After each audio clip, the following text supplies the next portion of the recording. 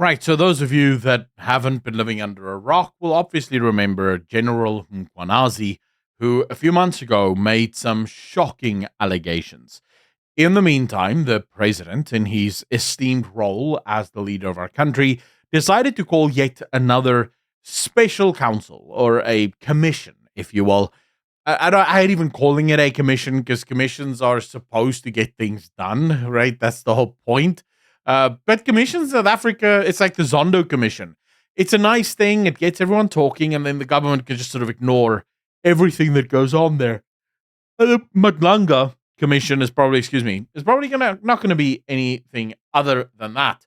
Now, Hunguazi was one of the first people to start testifying at the Madlanga Commission. And of course, he's not going to be the only one. He already, in his testimony, started to involve people like Kumalu, who is another police officer that is currently under investigation by IDAC, who deals in counterintelligence and specifically going after Kumalu, who is one of the, I believe he's the leader of the crime intelligence unit of SAPS, but he was removed and put on suspension because he's now being investigated for corruption. But according to Mkhwanazi, the reason he is on a suspension has nothing to do with corruption. It has to do with the cartels that he is investigating, and that members of the DA, members of the ANC, members of the ministry are all involved with these cartels. And so they're desperate to try and shut this down. So just in the course of the last 2 days, he has dropped a lot of names of people that's going to have to appear before this commission. Up until now, one of the reasons I didn't cover it earlier is we're not yet in the evidence presenting phase. We're in the phase where he's just basically reading his original statement, being asked a whole bunch of questions, and sort of elaborating on what this all means. He does say that he has evidence for everything, that there's various police officers throughout the country that will come to the commission and they will present the evidence as things stand so that the country can see exactly what is going on here. Now, in the meantime, there's not been any really, apart from this Kumalo scenario, there's not been any new developments around the Madlanga Commission, and Mkhwanazi hasn't necessarily said anything new, apart from doubling down on Minister Mkunu's connections to cartels and actually making a bit more, let's call it, extreme allegations in saying that actually, you know what, it's not just the minister that's involved. There are plenty of people in government that are involved with these cartels and these crime syndicates, making a ton of money off of these crime syndicates. And effectively, he's dragging everyone into it. He's dragging the ANC into it. He's dragging the DA into it. It's a bit of a mess. And I've watched quite a few sort of people in the know, people who are much smarter than I am when it comes to the law. I don't know much about the law. What I do know is just from what I read and what I try to research. But people who know about the legal frameworks of our country have warned that we are very close to a complete collapse in the justice system of this country. If the things that Mkhwanazi alleged in his testimony in the last 2 days, if even half of everything is true, if it actually plays out the way that we think, because from Mkhwanazi's testimony, it turns out that judges are in the pockets of these cartels. From the judges to the prosecuting authorities to the crime intelligence, the anti-intelligence units, the corruption units of the police, every single unit within the police service dealing with high organized crime cases have been infiltrated and corrupted. Now, he does actually make the point when you look at IDAC, for example, these are guys specifically targeting corruption. There's two parts of it. He says there's one faction in IDAC that is actually doing good work, and they're genuinely trying to go after the people named in the Zondo Commission.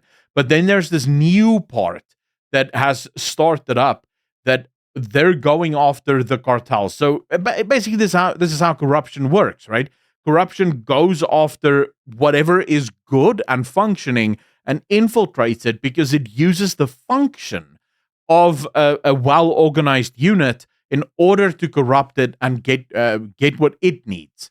So he's basically making the point that no matter what the government sets up, within very short periods of time, even those things get completely corrupted. The Zondo Commission wasn't that long ago, and it turns out the entire agency that was birthed from the Zondo Commission is already corrupt, right? And they've already started to go after enemies of these cartels because they've already infiltrated the people that were supposed to stop the cartels. So effectively, what this means for us in South Africa is a sort of an uncertainty.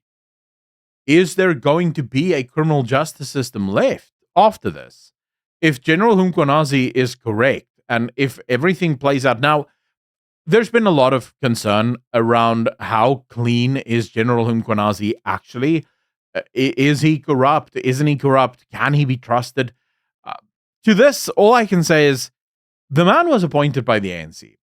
So is he completely incorruptible? I doubt it. I think he is corrupt. But there are levels to corruption that we oftentimes don't want to admit because we hate that it exists. But the truth is it does, right? You get all over the world. You get things like letting your friends get away with small little crimes, right? Or you're pulling someone over and they just skip the robot and you go, don't do it again. Technically, you should prosecute that guy or give him a ticket, punish him. But sometimes people bend the rules a little, right?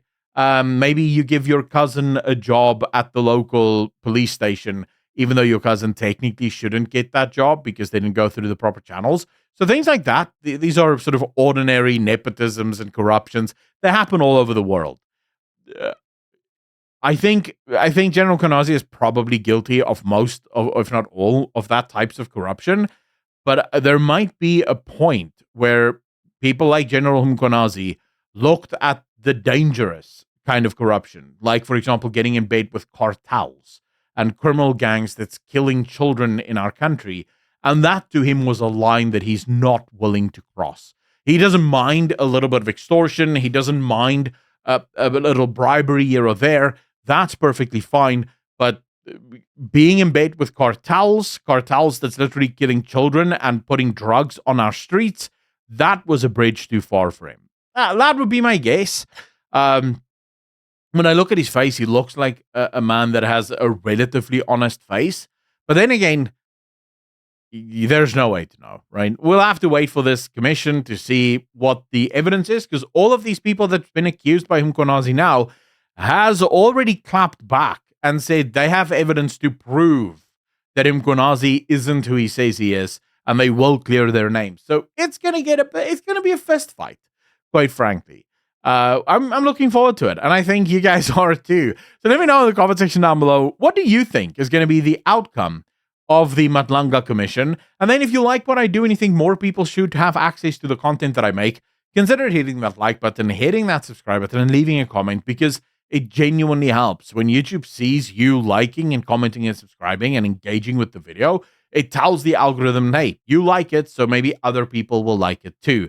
Then if you like what I do and you want to support it even further, simply hit the link in the description down below to become a patron, or the join button right below this video. Any and all support is always super appreciated, but not necessary. All content is always available to everyone for free.